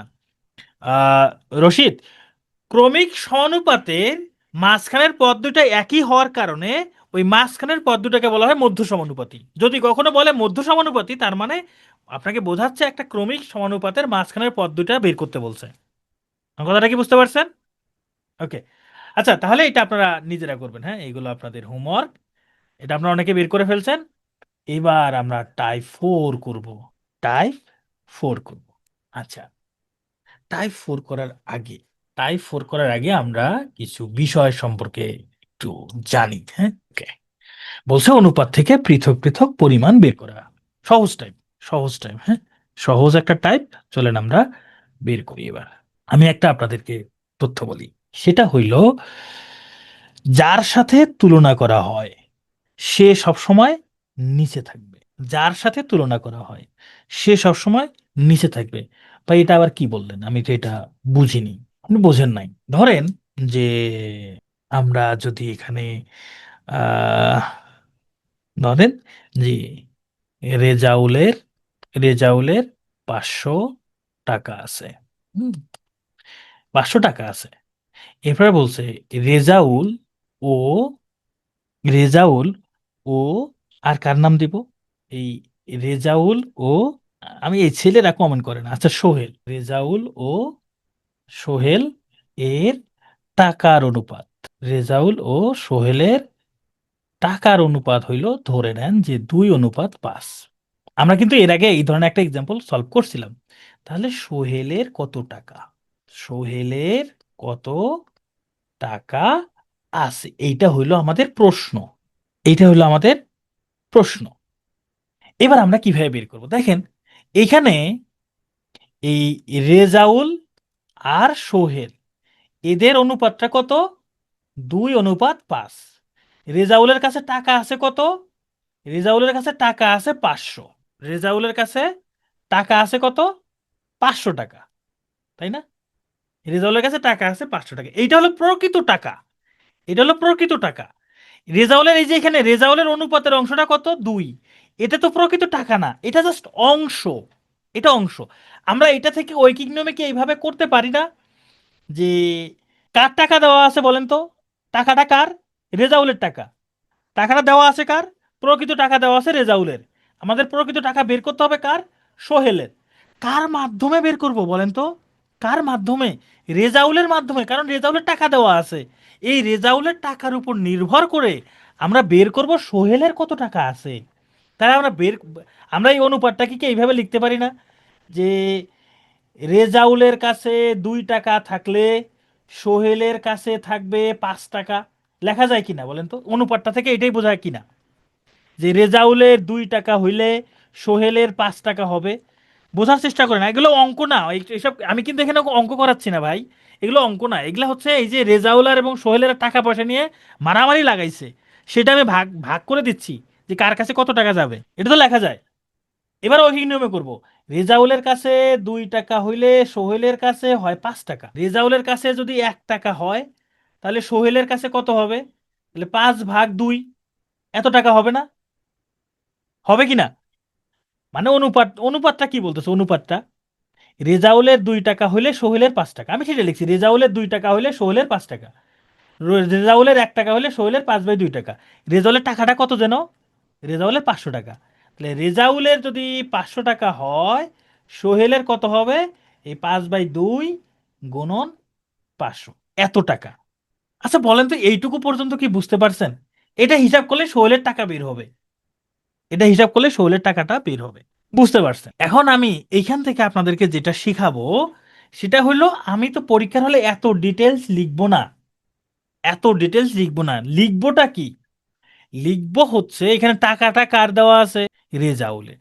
তার মানে রেজাউলের টাকার সাপেক্ষে সোহেলের টাকা বের করব। রেজাউলের টাকার সাপেক্ষে সোহেলের টাকা বের করব। নিচে হবে যার সাপেক্ষে, যার সাপেক্ষে সে হবে নিচে। দেখেন তো এখানে রেজাউলের অনুপাতটা 2 না? তাহলে এই যে দেখেন তো অনুপাতে, রেজাউলের অনুপাতের অংশটা নিচে হয়েছে না? দেখেন তো এই যে রেজাউলের 2, এই ওই নিয়মে করে 2 নিচে আসছে না? তাহলে যার সাপেক্ষে সে হবে নিচে, যার মান বের করব সে হবে উপরে, যার মান বের করব সে হবে উপরে, গুণ এখানে যে টাকার পরিমাণ দেওয়া থাকবে, হ্যাঁ যার টাকা বের করব সে উপরে, যার সাপেক্ষে বের করব সে নিচে।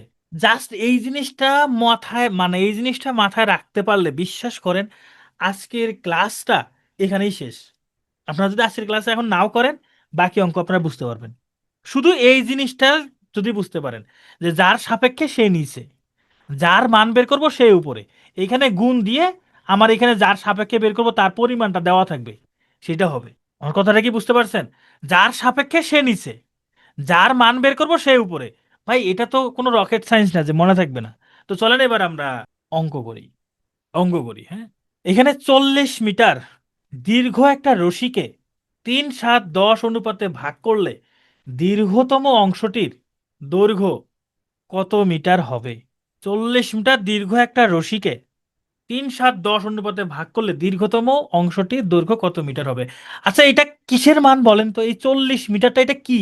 এটা কি ক্ষুদ্রতম মান, বৃহত্তম মান, নাকি মাঝখানের মান? কোনটা বলেন তো? এই 40 মিটারটা কি? 40 মিটারটা কি? এটা কি ক্ষুদ্রতম এই যে 3-এর মান, নাকি 7-এর মান, নাকি 10-এর মান, কার? একটারও না। এটা হলো টোটাল। এটা কার? টোটাল, মানে এই তিনটার যোগফলের মান। এই তিনটার যোগফলের মান। তাহলে আমাদেরকে কি বের করতে হবে বলেন তো? কি বের করতে হবে বলেন তো? দীর্ঘতম অংশটা বের করতে হবে। কার সাপেক্ষে বের করব? টোটালের সাপেক্ষে, কারণ পরিমাণটা দেওয়া আছে টোটাল। মানে মোট মানে রশিটার টোটাল দৈর্ঘ্যটা দেওয়া আছে। তাহলে মোটের সাপেক্ষে আমরা বের করব।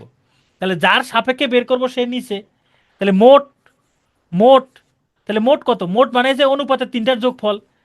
এই 3+7+10, এই মানটা যদি 3-এর হইতো তাহলে নিচে 3 লিখতাম। এই মানটা যদি 7-এর হইতো নিচে 7 লিখতাম। এই মানটা যদি 10-এর হইতো নিচে 10 লিখতাম।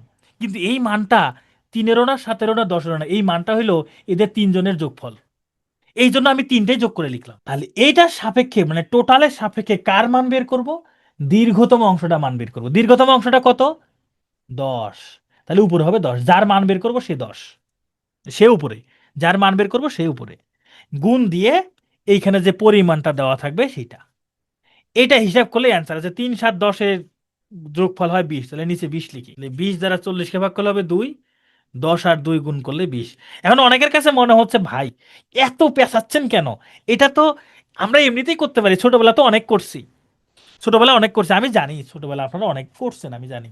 কিন্তু আমি এটা শেখাচ্ছি, একটু পরেই এটার ফলটা পাবেন, এটার ফল উপভোগ করতে পারবেন, মজাটা কি সেটা পাবেন। একটু অপেক্ষা করেন, একটু অপেক্ষা করেন। আচ্ছা, মনি বলছেন আরেকবার আমরা পরের অঙ্কটা যাই, পরের অঙ্কটাতে যাই। তাহলে পরের অঙ্কটা দেখলে বুঝতে পারবেন। এইখানে বলছে খোকন ও মন্টুর আয়ের অনুপাত দেওয়া আছে 9-4। খোকনের আয় 90 টাকা, মন্টুর আয় কত? আচ্ছা, কার আয় দেওয়া আছে? কার আয় দেওয়া আছে?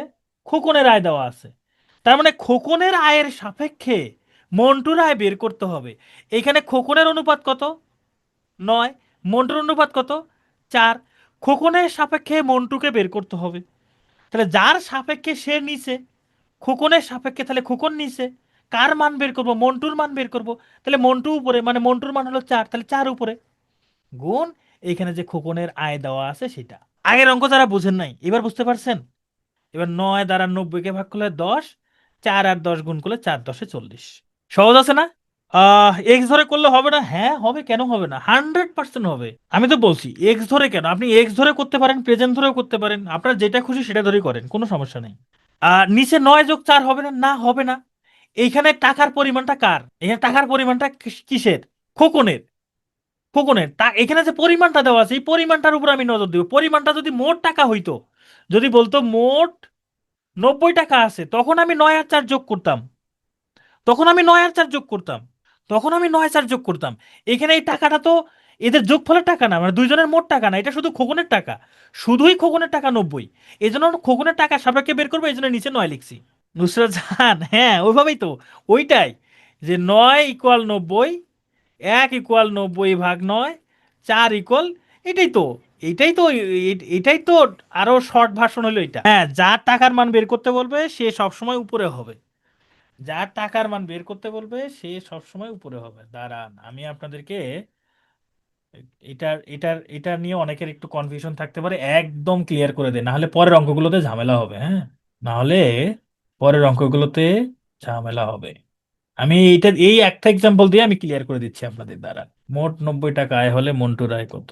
আচ্ছা, মোট 90 দিলে ভুল হবে, 78 টাকা আয় দিই। আমরা এই একটা এক্সাম্পল দিয়ে একদম সব বুঝে যাব, কখন হয়ে গেছে আয় হয়। আমরা এইটা দিয়েই একদম আপনাদের ক্লিয়ার করে দেব, ঠিক আছে? যোগ হবে না, বিয়োগ হবে না, কি কোনটা লিখবো সেটা ক্লিয়ার হয়ে যাবে। এখানে কি দেওয়া আছে? আচ্ছা, এই অপশনগুলো তো হবে না, অপশনগুলো তো ঠিক নাই। অপশনগুলো তো ঠিক না, অপশনগুলো আমি ডিলিট করে দিই। অপশনগুলো তো ঠিক নেই, এগুলো তো আমি নতুন ক্রিয়েট করলাম। চলেন এবার দেখেন প্রশ্নটা কি বলছে। প্রশ্নটা আগে বোঝার চেষ্টা করি, অঙ্ক সলভ করার আগে প্রশ্ন বোঝাটা জরুরি। খোকন এবং মন্টুর আয়ের অনুপাত দেওয়া আছে। এখানে মোট আয় 78 টাকা, এটা কি মোট আয়? তার মানে মোট আয়ের সাপেক্ষে কার আয় বের করবো? মন্টুর আয়। মোট আয়ের সাপেক্ষে, এটা হলো মোট আয়। মোট মানে কি দুইজনের আয়ের যোগফল। তাহলে এখানে কার সাপেক্ষে বের করবো? দুজনের আয়ের যোগফলের সাপেক্ষে। এইখানে 9 এবং 4 যোগ করব। এইটা হবে যোগ এইখানে, কারণ এই যে টাকাটা, এই টাকাটা কি খোকনের? বলেন তো, 78 টাকা কি খোকনের? না তো, খোকনের না। 78 টাকা কি মন্টুর? না, মন্টুরও না। 78 টাকা খোকন এবং মন্টুর দুইজনেরই। এই জন্য আমি এই 78 টাকা এখানে কার সাপেক্ষে বের করব? মোটের সাপেক্ষে, এই জন্য এটা যোগ করতে হবে। তাহলে এখানে হবে 9 আর 4-এর যোগফল 13। কার মান বের করব? মন্টুর রায় বের করব। মন্টুর এখানে অনুপাতটা কত? মন্টুর অনুপাত হলো 4। তাহলে এখানে 4 গুণ এখানে যে টাকাটা দেওয়া আছে সেটা। তাহলে 13 দ্বারা 78কে ভাগ করলে হবে 6, 4 6 24। এটা হলো উত্তর। এবার এটা এটা বুঝতে পারছি। এটা হলো যোগফল। মানে কার সাপেক্ষে বের করেছি, কোন টাকার পরিমাণটা দেওয়া আছে, আমার এটার দিকে নজর দিতে হবে। এবার পরের অঙ্কটা দেখি। খোকন এবং মন্টুর আয়ের অনুপাত 9-4। এরপরে বলছি মন্টুর আয় খোকনের তুলনায়, মন্টুর আয় খোকনের তুলনায় 30 টাকা কম। কয় টাকা কম? 30 টাকা কম। তাহলে খোকনের আয় কত? তাহলে এই 30 টাকাটা কার বলেন তো? এটা কি খোকনের নাকি মন্টুর? বলেন তো, এই 30 টাকা কার? খোকনের নাকি মন্টুর? এই 30 টাকা কার, খোকনের নাকি মন্টুর? সবাই একটু বলেন তো। অনেকে বলছে মন্টুর, থ্যাংক ইউ। আপনারা মনে হয় মানে বাংলাটা পরে বুঝতে পারেন নাই। মন্টুর আয় খোকনের তুলনায় 30 টাকা কম। আপনারা এটা বুঝতে পারতেছেন না যে মন্টুর আয় খোকনের তুলনায় 30 টাকা কম, তাহলে 30 টাকা কি মন্টুর? এই 30 টাকা হইলো একজনের তুলনায়, মানে খোকনের তুলনায় মন্টুর 30 টাকা কম আছে, কম মানে মন্টুর 30 টাকা কম, এইটা বুঝাইছে। এই টাকা মন্টুর না, এই 30 এটা খোকনেরও না, এটা পার্থক্য। খোকন এবং মন্টুর টাকার পার্থক্য হলো 30 টাকা। বুঝতে পারছেন কি এটা? এই 30 টাকা হলো দুইজনের টাকার পার্থক্য। 30 টাকা। হ্যাঁ। তাহলে এখানে টাকার পার্থক্য দেওয়া আছে, তাহলে অনুপাতের পার্থক্যটা বের করতে হবে। এই টাকাটা হলো তাদের দুজনের টাকার পার্থক্য। তাহলে অনুপাতের পার্থক্য কত? 5। কার আয় বের করতে বলছে? খোকনের আয়। খোকনের আয় বের করতে বলছে। তাহলে যারটা বের করতে বলবে সে উপরে। খোকনের অনুপাতটা কত? 9, তাহলে 9 উপরে গুণ এই 30। তাহলে 5 দ্বারা 30কে ভাগ করলে হবে 6, 6 লং 54। কখনো যোগ হবে, কখনো বিয়োগ হবে, কখনো যোগ বিয়োগ কিছু হবে না, এই সংখ্যাটা সরাসরি বসবে। এবার কি বুঝতে পারছেন আমার ব্যাপার? আমার আমার আমি যেটা বোঝাতে চাইছি এটা কি বুঝতে পারছেন সবাই? এটা বুঝতে পারলে আপনাদের বড় বড় অঙ্ক করতে অনেক সহজ হবে। বড় বড় অঙ্ক করতে অনেক সহজ হবে। আচ্ছা চলেন আমরা পরে অঙ্ক করি। 63কে 8 9 অনুপাতে হ্রাস করলে নতুন সংখ্যা হবে, মানে বলছে কি? মানে বোঝেন নাই? মানে এখানে 8 9 অনুপাতে কমানো হবে, কমানো হবে মানে এখানে কমছে, মানে কি আগে যদি 9 থাকতো এখন হয়েছে 8। মানে আগে 9 হলে এখন হয়েছে 8, এটাই তো কমছে। নাহলে তো কমবে না। নাকি আমি বলবো আগে 8 হইলে কমে এখন হয়েছে 9? এটা কি বলা যাবে? আগে 8 থাকলে কমে, মানে কমার পরে এখন হয়েছে 9? এটা তো হবে না, তাই না? তাহলে কি হবে? যে আগে যদি 9 থাকতো এখন কমে হয়ে গেছে 8। আগে যদি 1 হইতো এখন কমে হয়েছে 8/9। এখন আগে যদি 63 হইতো তাহলে এখন কমে হইতো 8/9 গুণন 63। এই তো এটাই। এখন হিসাব করেন, 7 লং 63, 27 56, এটা হলো অ্যান্সার। যদি এখানে হ্রাস না বলে যদি বলতো বৃদ্ধি, যদি এখানে হ্রাসের কথা না বলে যদি বলতো বৃদ্ধি, তাহলে আমি লিখতাম আগে 8 হইলে এখন বৃদ্ধি পেয়ে হয়েছে 9। তখন আমি এইভাবে লিখতাম আগে 8 হলে এখন বৃদ্ধি পেয়ে হয়েছে 9। আগে 1 হইলে এখন বৃদ্ধি পেয়ে হয়েছে 9/8। আমার কথাটা কি বুঝতে পারছেন? তাহলে এবার এটা আপনারা করেন। 24কে 7 6 অনুপাতে বৃদ্ধি করলে নতুন সংখ্যা কত হবে, এটা এবার আপনারা করেন। 24কে 7 6 অনুপাতে বৃদ্ধি করলে কত হবে? এখানে বৃদ্ধি করা বোঝাইছে, অনুপাতটার দিকে তাকান তো। বৃদ্ধি করা বুঝাইছেন 6 থেকে 7 হলে বৃদ্ধি পায়। যদি 6 থেকে 7 হইতো তাহলে বৃদ্ধি পাইতো। তাহলে 1 থেকে কত হলে বৃদ্ধি পাবে? তাহলে 7/6। আসে কত? 24। তাহলে 24 থেকে কত হলে বৃদ্ধি পাবে? যে 7/6 গুণন 24, হিসাব করেন 4 6 24, 4 আর 7 গুণ করলে 28। এই হলো অ্যান্সার। 28 কোথায় আছে? 28 হচ্ছে যেটা, এটা হলো অ্যান্সার। বুঝাইলাম তো, এই যে এটা আরেকবার বুঝাইলাম। একই অঙ্ক তো বারবার বুঝাবার দরকার নেই, একই ধরনের অঙ্ক আমি আরেকবার করলাম। একই ধরনের অঙ্ক আমি আরেকবার করলাম, সমস্যা নেই। ওকে। দুটি সংখ্যার অনুপাত দেওয়া আছে 5 8। উভয়ের সাথে 2 যোগ করলে অনুপাতটি হয় 2 3। সংখ্যা দুটা কত? দেখেন তো, যদি উত্তর এই দুটা হইতো তাহলে দুটার সাথে 2 যোগ করেন তো কত হয়? 9 13। তা 9 13 অনুপাত করলে কি 2 3 হয়? হয়তো না, তাহলে এটা বাদ। 12 18, তাই না? তাহলে দুইটার সাথে যদি 2 যোগ করেন কত হয়? 14 20। তাহলে কত হয়? 7 অনুপাত 10। তা 7 10 হয়। তাহলে 2 3 তো হচ্ছে না, তাহলে এটাও বাদ। আচ্ছা 10 14 যদি হয় তাহলে 2 যোগ করলে 10-এর সাথে 2 যোগ করলে হবে 12, যেহেতু 2 যোগের কথা বলছে। 14 সাথে 2 যোগ করলে হবে 16। দুইটাকে যদি আমরা 4 দ্বারা ভাগ করি কত হয়? 3:4 হয় না তো, এখানে 2:3 আছে। আচ্ছা, এটা থেকে এটাতে দেখি, এটা হচ্ছে 12 হলো হচ্ছে 18। দুইটাকে যদি আমরা 6 দ্বারা ভাগ করি তাহলে হয় 2:3। এটা হলো উত্তর। এটা হলো অপশন টেস্ট করে, এটা অপশন টেস্ট করে। হ্যাঁ, এখন আমি যদি অঙ্কটা করতে চাই তাহলে সবার প্রিয় এক্স এর কাছে যাইতে হবে। এই যে দুইটা সংখ্যার অনুপাত দেওয়া আছে, দুইটা সংখ্যার অনুপাত দেওয়া আছে। এখন এই যে সংখ্যা দুটার অনুপাত, আমি তো এটা, এই সংখ্যা দুটা তো রিয়েল সংখ্যা না, তাই না? এই সংখ্যা দুটা কিন্তু রিয়েল সংখ্যা না, এই সংখ্যা দুটো রিয়েল সংখ্যা না। রিয়েল সংখ্যা তাহলে কত হইতে পারে আমি জানি না। তাহলে আমরা রিয়েল সংখ্যাটা হইতে পারে একটা 5x, আর একটা হইতে পারে 8x। আমি এক্স এর কাছে চলে গেলাম, আমি এক্স এর কাছে চলে গেলাম। হ্যাঁ, মুখটা আমরা বুঝতে পারছি, আমরা বুঝতে পারছি যে আপনি এটা ইচ্ছা করে করেন নাই। তাহলে একটা হলো 5x, একটা হলো 8x। এখন বলছে এই দুইটা সংখ্যার সাথে 2 যোগ করলে তার মান হয় 2 3। তার মানে 5x এর সাথে যদি আমরা 2 যোগ করি এই সংখ্যা, 8x এর সাথে যদি আবার আমরা 2 যোগ করি, এই দুইটা সংখ্যার অনুপাত হয় 2:3। এবার এইখান থেকে x এর মান বের করতে হবে। তাহলে অনুপাতকে আমরা ভগ্নাংশ আকারে লিখতে পারি। এই যে 5x+2 ডিভাইডেড বাই 8x+2 সমান 2/3। এবার আপনারা আর গুণ করেন, এই যে 3-এর সাথে এটা গুণ করেন, 2-এর সাথে এই যে এগুলো গুণ করে দেন। তাহলে কত হয়? 8 দুগুণে 16x+4, 3 × 5 = 15x+6। তাহলে আমরা এখান থেকে লিখতে পারি 16x, এই 15x এই পাশে নিয়ে আসলে -15x সমান 6, বিয়োগ এই 4 এই পাশে আসলে 4। তাহলে 16x থেকে 15x বাদ দিলে একটা x, 6 থেকে 4 বাদ দিলে 2। তার মানে x এর মান হলো 2, x এর মান হলো 2। তাহলে এখানে আমরা x এর মান বসাই দিব। এই যে 5-এর সাথে 2 বসাইলে কত হয়? 10। তাহলে একটা সংখ্যা হবে 10। এই 8-এর সাথে 2 গুণ করলে কত হবে? 16।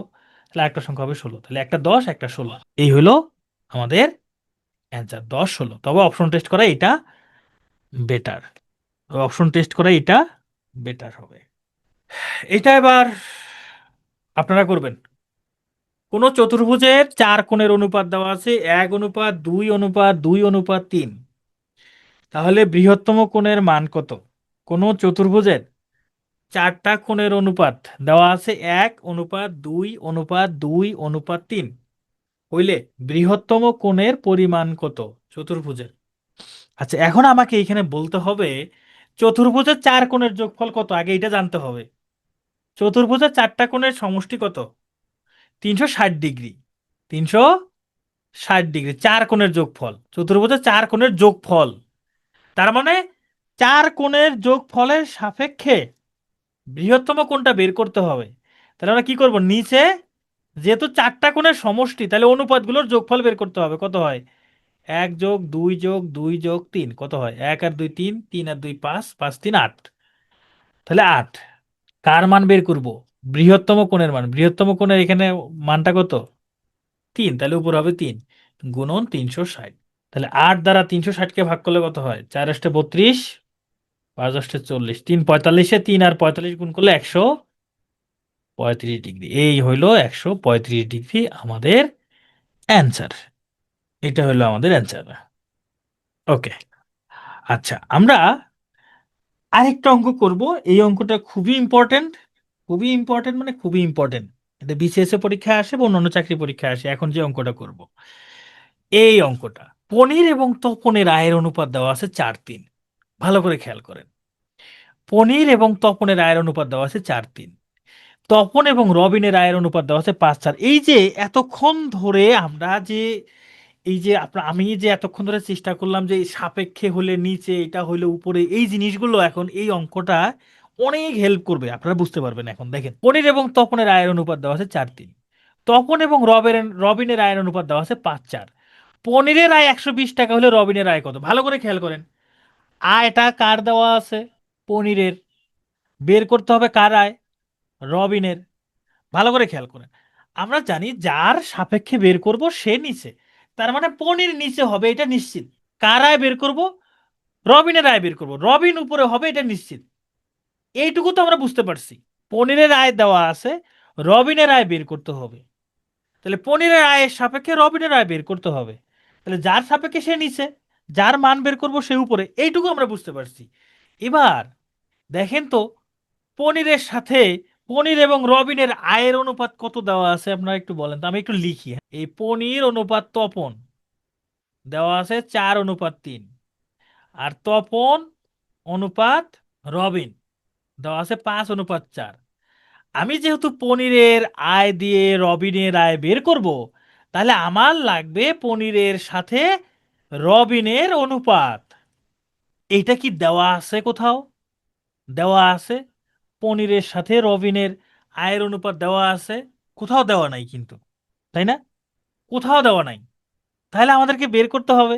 এখন দেখেন তো, আমি আপনাদেরকে এই জিনিসটা শিখাইছি না? এটা যাহা দিয়ে শেষ হয়েছে এটা তাহা দিয়ে শুরু হয়েছে। এরপর প্রথমটার সাথে শেষেরটার অনুপাত বের করতে বলছে, প্রথমটার সাথে শেষেরটার অনুপাত বের করতে হবে আমাকে। তাহলে কি করতে হবে? এটার প্রথমটার সাথে প্রথমটা গুণ করে দিব, 4 আর 5 গুণ করলে 20, অনুপাত 3 এবং 4 গুণ করলে কত হয়? 16। তার মানে পনির এবং রবিনের আয়ের অনুপাত 20:16। আচ্ছা, আপনারা কি এইটুকু বের করতে পারবেন না? এখানে অঙ্ক দুইটা, জাস্ট এখানে অঙ্ক দুইটা, অঙ্ক এখানে দুইটা। আমি সরাসরি পনির এবং রবিনের আয়ের অনুপাত বের করে ফেলছি, সরাসরি পনির এবং রবিনের আয়ের অনুপাত বের করে ফেলছি। এখন পনিরের আয়ের সাপেক্ষে রবিনের আয় বের করতে হবে। তাহলে পনির নিচে, পনির নিচে মানে কত? 20 নিচে হবে, রবিনের আয় 16 উপরে, গুণ কি হবে? আচ্ছা, আমরা এখানে ভুল করছি না? 3 আর 4 গুণ করলে কত হয়? এই 3 আর 4 গুণ করলে কখনো 16 হয়? আপনারা এটা বলবেন না? 3 আর 4 আর 16 হয়? আমি এই ধরনের অঙ্ক তো করি নাই। 12 হবে, 12, হ্যাঁ 12 হবে, থ্যাংক ইউ, 12 হবে।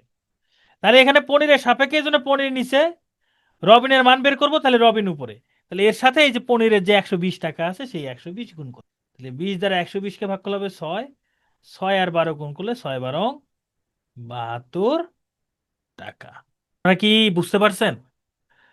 মানে এখানে দুইটা অঙ্ক, অঙ্ক এখানে দুইটা। প্রথমটা হচ্ছে পনিরের সাথে রবিনের অনুপাতটা বের করতে হবে, এরপরে হচ্ছে পনিরের আয় দিয়ে রবিনের আয় বের করতে হবে। তো এখন এই অঙ্ক দুইটা করতে কতক্ষণ লাগতে পারে? আচ্ছা দেখি, এবার আপনাদেরকে একটা করতে দেই, হ্যাঁ, আপনাদেরকে একটা করতে দেই, আপনাদেরকে একটা সলভ করতে দেই, আপনাদেরকে একটা প্র্যাকটিস করতে দেই, হ্যাঁ। ধরেন ফারিয়া ও শারমিনের আয়ের অনুপাত 4:3, হ্যাঁ। শারমিন ও তানজিলার আয়ের অনুপাত, আচ্ছা তানজিলার নামটা এরকম হইলো কেন? একটু আমরা চেঞ্জ করে দেই। তানজিলার আয়ের অনুপাত, আমরা অনুপাতগুলো একটু চেঞ্জ করে দেই, এরকম হলে কেমন না? ধরেন একটা হলো 3:2, আর এইখানে আমরা দিই ধরেন 4:7। হুম। এরপর আমরা যদি লিখি ফারিয়ার আয়, আচ্ছা 120 টাকাই হলে তানজিলার আয় কত? তানজিলার আয় কত এটা আবার আপনারা বের করেন তো দেখি। আমি জানি না ফ্র্যাকশন আসতে পারে, এটা আপনারা একটু বের করেন। ঠিক আছে না? ফারিয়া এবং শারমিনের, শারমিন এবং তানজিলার, তারপরে ফারিয়ার এত হলে তানজিলার কত, সবাই একটু বের করেন দেখি। তাহলে এখানে দুইটা ধাপ, ধাপ দুইটা, আমি একটু সলভ করে দেই। ধাপ হইলো দুইটা, প্রথম ধাপ আর একটা হইলো দ্বিতীয় ধাপ। এখানে ফারিয়ার আয় দেওয়া আছে, তানজিলার আয় বের করতে হবে। সমস্যা হইলো ফারিয়ার সাথে তানজিলার সরাসরি কোনো সম্পর্ক নাই, এদের সম্পর্ক স্থাপন করতে হবে। ফারিয়ার সাথে তানজিলার সম্পর্কটা স্থাপন করতে হবে, কিভাবে করব? মানে এদের অনুপাত বের করতে হবে। তো এখানে এই ফারিয়া এবং শারমিনের আয় দেওয়া আছে 3:2, আর শারমিন এবং তানজিলার আয়ের অনুপাত দেওয়া আছে 4:7। তাহলে ফারিয়ার সাথে আমি তানজিলার আয়ের অনুপাতটা কিভাবে বের করব?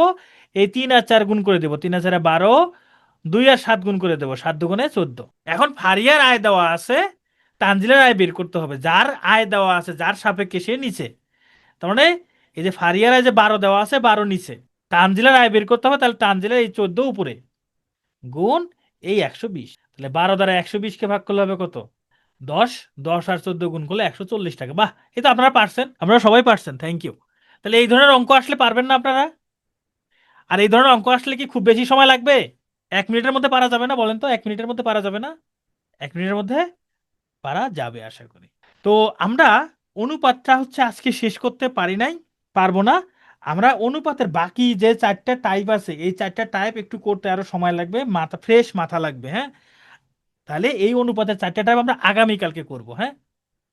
আগামীকাল অনুপাতের বাকি অংশ করব, আগামীকাল অনুপাতের বাকি অংশ আমরা করব। আজকে তাহলে এ পর্যন্তই। Thank you. আর আমি যেটা বললাম যে আমাদের প্রাইমারি যে নতুন ব্যাচ শুরু হচ্ছে 1 ডিসেম্বর থেকে, আপনারা তো সেখানে যারা আমাদের কোর্সে ভর্তি আছেন আপনারা তো সেখানে ক্লাস করার অ্যাক্সেস পাবেনই।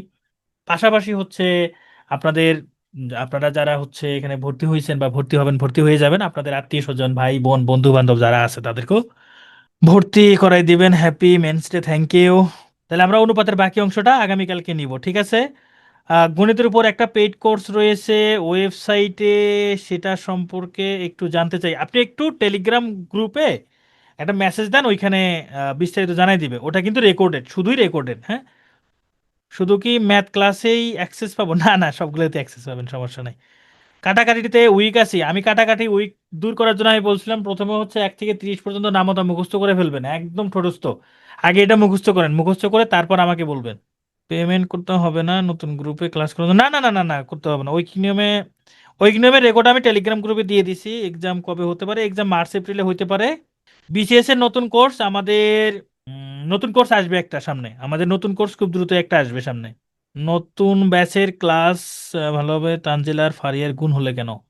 তানজিলা আর ফারিয়ার গুণ হইলো কেন? কোথায় তানজিলা ফারিয়া গুণ করছি? গুণ করি নাই তো। তানজিলা আর ফারিয়া তো গুণ করি নাই।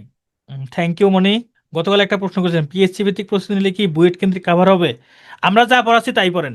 আমরা এখানে যা পড়াচ্ছি পিএসসি এবং বুয়েট মানে প্রধান শিক্ষক এবং সহকারী শিক্ষক দুইটারই যাতে প্রস্তুতি হয়ে যায়, ঠিক আছে? দুইটারই যাতে প্রস্তুতি হয়ে যায় আমরা সেটা ব্যবস্থা করতেছি। এখানে অনেক অঙ্ক আছে যেগুলো শুধু প্রাইমারির জন্য ইম্পর্টেন্ট, কিছু অঙ্ক আছে শুধু পিএসসির জন্য ইম্পর্টেন্ট, কিছু অঙ্ক আছে দুইটার জন্য ইম্পর্টেন্ট। আমরা সবগুলোই করাচ্ছি, শুধু এটা ম্যাথ না, অন্যান্য সাবজেক্টও আমরা করাই। অন্যান্য সাবজেক্টও আমরা এইভাবেই সলভ করাচ্ছি। প্রাইমারি এক্সাম কি নির্বাচনের আগে হবে? নির্বাচনের আগে হওয়ার সম্ভাবনা তেমন একটা নাই। প্রাইমারি নতুন ব্যাচে কি আমরা এক্সাম দিতে? হ্যাঁ পারবেন ইনশাল্লাহ। জব সলিউশন কি আলাদা করে পড়তে হবে? আগে পিটু এর প্রশ্ন ব্যাংকটা আগে শেষ করেন না। পিটু এর প্রশ্ন ব্যাংক কি শেষ করে ফেলছেন? পিটু এর প্রশ্ন ব্যাংক আগে শেষ করে ফেলেন আপনারা।